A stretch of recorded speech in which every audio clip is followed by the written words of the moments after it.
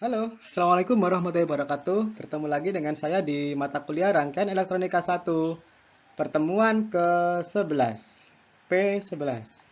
Kita membahas tentang komponen kapasitor charge. Ini termasuk komponen pasif ya. Nah, ini adalah salah satu gambar dari kapasitor. Nah, ini ya. Apa sih kapasitor itu? Kita next saja. Sebelumnya tujuan untuk pertemuan ke-10 ini adalah Anda bisa menjelaskan tentang prinsip kerja kapasitor. Kemudian Anda bisa menjelaskan tentang bagaimana sih kapasitor itu charging.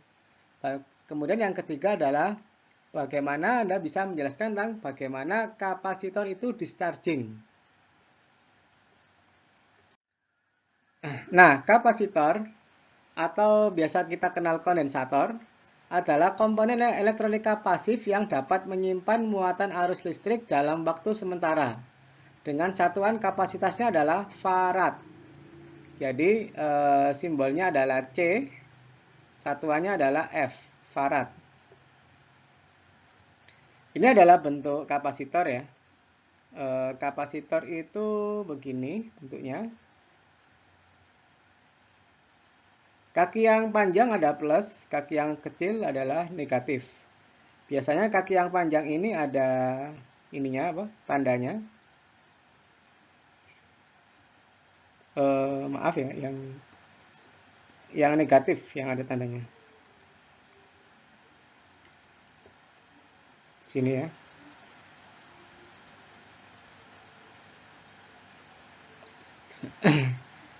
Simbolnya ini ya, simbol kapasitor seperti ini. Dan terkadang ada plusnya di sini. Nah, fungsi kapasitor itu yang pertama menyimpan arus atau tegangan listrik.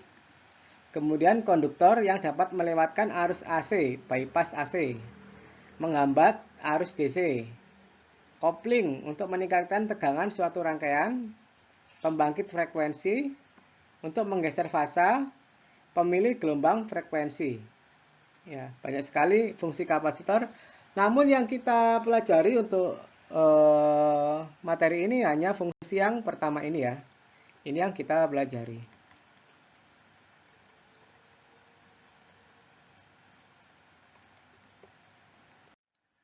Oke, cara kerja kapasitor. Kapasitor itu bentuknya seperti ini. Ada konduktor, yang tengah adalah dielektrik. Cara kerja kapasitor hanya terdapat dua siklus, yaitu pengisian dan pengosongan. Secara teori, ketika kedua logam konduktor yang melalui sebuah dielektrikum dialiri oleh sebuah arus listrik, maka salah satu kaki kapasitor akan menempel pada arus negatif, akan terdapat banyak elektron. Sebaliknya, pada kaki kapasitor yang menempel pada kutub positif akan kehilangan banyak elektron. Hal tersebut diakibatkan oleh adanya dielektrik yang berada di antara kedua kaki kapasitor, sehingga arus dari muatan positif ke muatan negatif tidak akan mengalir. Muatan ini akan bertahan atau tersimpan pada ujung dielektrik kapasitor. Sehingga ini bisa digunakan sebagai siklus pengisi muatan.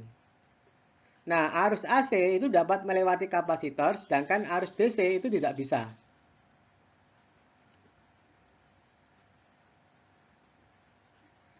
Nah, ketika ada perbedaan muatan antara kedua plat tersebut terlalu besar, maka akan terjadi percikan ya, spark, yang melompati celah di antara kedua plat tersebut dan membuang muatan yang tersimpan. Discharge, ini adalah fungsi discharge. Cara kerja kapasitor, kapasitor bekerja dengan sistem bypass AC dan blocking DC.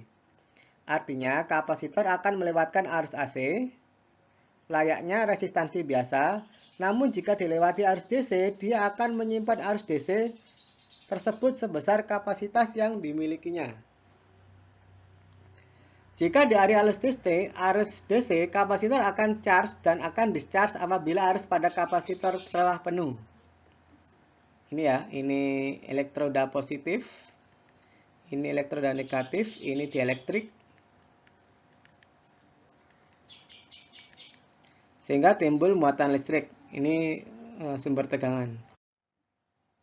Cara mengukur kapasitor seperti gambar ini. Anda pakai penunjuk ohm ya. Kalau Anda juga bisa pakai penunjuk kapasitas farad di sini, ada farad atau lambang kapasitor. Kalau ada di multimeter Anda.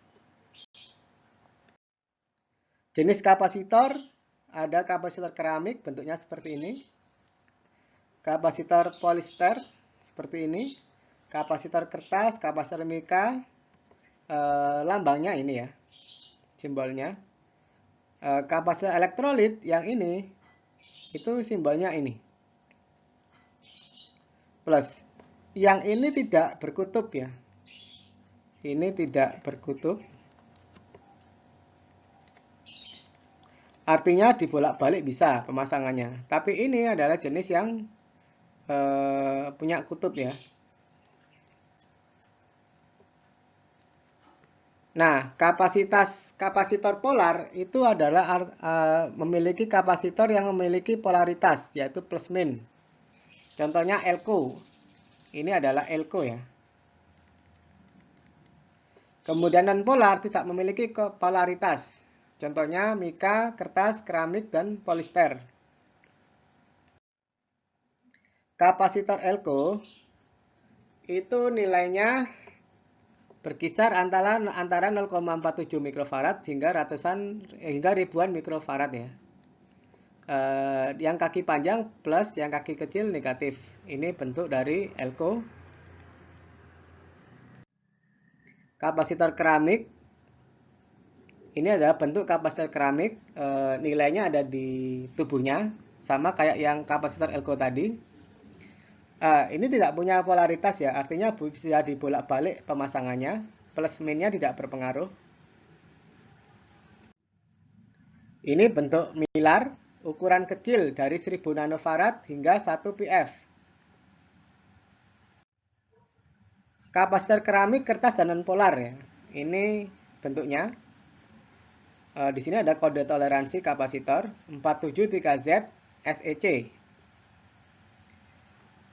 Kapasitor keramik memiliki kode 473Z. 2 digit awal menunjukkan nilai kapasitansi, sedangkan digit ketiga adalah faktor pengali. Jadi 47 kali 3. 3 berarti 1000.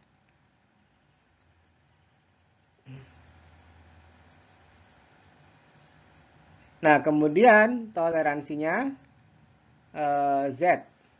Berapa Z? Toleransinya adalah ini. Ini adalah nilai kapasitor di samping. Formula seri dan paralel kapasitor. Kalau dalam susunan seri kapasitor, maka muatan listriknya adalah Qs sama dengan Q1 tambah Q2 tambah Q3. Jika beda potensial, untuk mencari tegangan, Vs sama dengan V1 plus V2 plus V3. Untuk kapasitansi, 1 per Cs sama dengan 1 per C1 plus 1 per C2 plus 1 per C3. Untuk susunan paralel, untuk mencari muatan listrik, tinggal Qp sama dengan Q1 plus Q2 plus Q3. Untuk Vp sama semua, untuk Cp ditambah C1 tambah C2 tambah C3. Kapasitor charging dan discharging. Ini adalah baterai 9 volt, ini ada switch, ini ada R10K, ini ada 100 mikrofarad. Ketika switch ini saya sambungkan dengan baterai, maka dia akan charging. Tapi ketika switch ini saya sambungkan dengan ground, ini ground ya, maka dia akan discharging. Ini adalah contoh charging ya, yang sebelah sini. Ketika saya switch 1 connect ke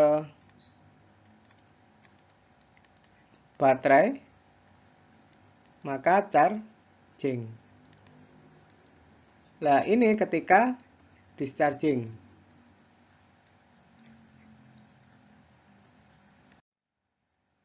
Ilustrasi charging dan discharging kapasitor sesuai dengan gambar berikut ini. Ini charging. Ketika ini saya buka, dia langsung discharging.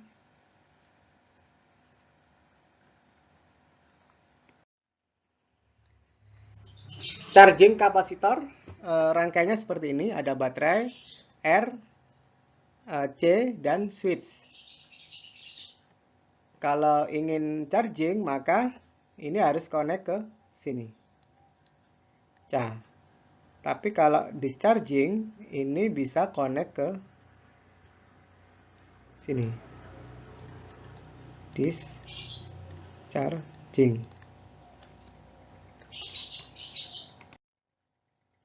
Ini adalah formula kapasitor charging. Dengan nilai E adalah nilai Euler, 2,7. Ini grafik V dan I saat pengisian kapasitor. Dapat dilihat bahwa VC, tegangan kapasitor pada T tertentu, itu sama dengan Vin kali 1 min E. Dalam arus I dalam T tertentu, itu I dasarnya adalah V per R. Sehingga Vin per R dikalikan E. Kemudian dikalikan dipangkat min T per RC. Grafik hubungan V dan I dengan time pengisian. Time, mungkin Anda bisa lihat time ini ya. Ada 0 RC, ada 1 RC. Ketika 5 RC, tegangannya adalah 8,9 volt dan chargingnya 99%. Ini adalah urutan ya. Berapa persen berdasarkan time-nya, RC-nya. Kemudian ini adalah grafik V dan I saat discharging ya.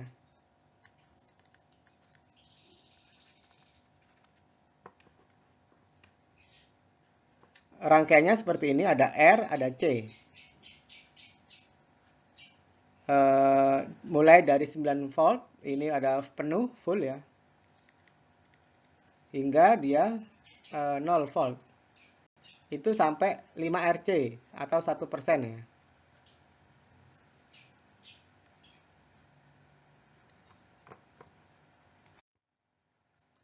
Soal 1. Berapa konstanta waktu pengisian, arus awal yang mengalir pada rangkaian, tegangan dan arus kapasitor ketika saklar saya tutup selama 10 ms. Waktu pengisian yang saya butuhkan agar kapasitor penuh 50%-nya. Waktu pengisian yang saya butuhkan agar tegangan kapasitor sama dengan 10 volt. Dengan Vin 12 volt, dengan R 5K, kapasitor C 100 mikrofarad. Oke, jawabannya adalah ini ya. Untuk waktu pengisian T sama dengan RC, 0,5 second. Arus awal Vin per R, 2,4 mA. Tegangan kapasitor saat ditutup selama 10 milisecond. Rumusnya adalah T per RC ketemu 20 ms. Dan ini dibawa ke rumus VC di saat T keberapa. Hasilnya adalah 0,24 V. Nah, waktu pengisian agar terisi 50%-nya, itu sekitar T-nya, berarti yang dicari adalah T-nya ya. Adalah 0,35 milisecond.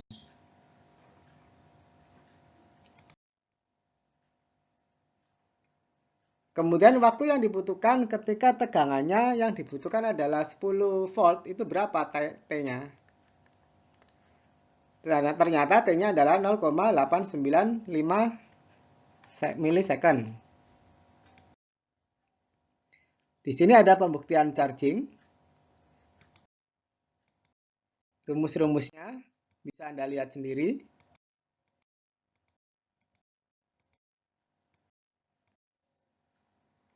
Dan ini seterusnya adalah lampiran yang digunakan untuk menghitung nilai kapasitor. Ini sudah kita bahas di awal tadi. Lampiran 2, ini singkatnya bagaimana cara charging dan discharging kapasitor. Ini discharging ya. Nah, ini adalah salah satu fungsi dari kapasitor. Dia bisa melewatkan arus AC dan memblok arus DC ya.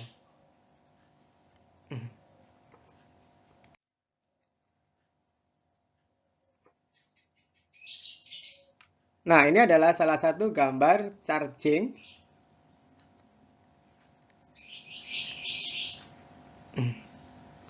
Ini juga charging ya.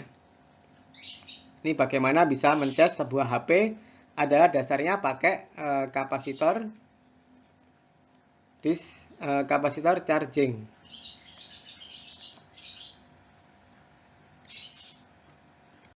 Baik, terima kasih. Itu tadi materi kuliah rangkaian elektronika untuk pertemuan kapasitor charging.